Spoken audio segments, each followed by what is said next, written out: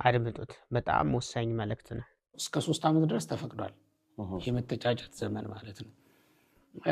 ያ የተፈቀደበት ምክንያት ምንድነው? በመካከል ችግር ቢገጥማቸው ሊለያዩ እንደሚችሉ ነው የሚታሰበው። ያ ማለት ቃል ኪዳን አፈረሱ ተብሎ የሚታሙ በዘመን አይደለም። እንትን በገባስ ለምሳሌ እግዚአብሔር ቢፈቅድ አብሬ እቀጥላለሁ ብዬ ከካህኑ ፊት ይሆናል መስቀል መትቼ ማልኩላት። ማን ፈቀደለት? ካህኑ ማን መስቀል እንዲያስመታ? እንደ አይነት እኮ አስፈራሪ የለንም ሲጀመር። ካህኑም አሁን ታቦት ፊት ምለን ታቦት ፊት እጀ ቀለበት አድርጌላት ሚል አለ። ራሱ በልብ ወለድ የደረሰውን ድርሰት እኛ እንድናስከብርለት ይፈልጋል። ያንን እንዲያደርግ ማንም አልፈቀደም። ቀለበት ሲጀመር የሰርግ ዕለት ነው የተፈቀደው። በዛ ቀን ቤተክርስቲያኒቱ የራሷ ቀለበት አላት፣ ወይም ከሌለ ደግሞ የወላጅ ራሳቸው ይዘው ይመጣሉ። በራሳቸው ቀለበት ቃል ኪዳን ያዘኑላቸዋል።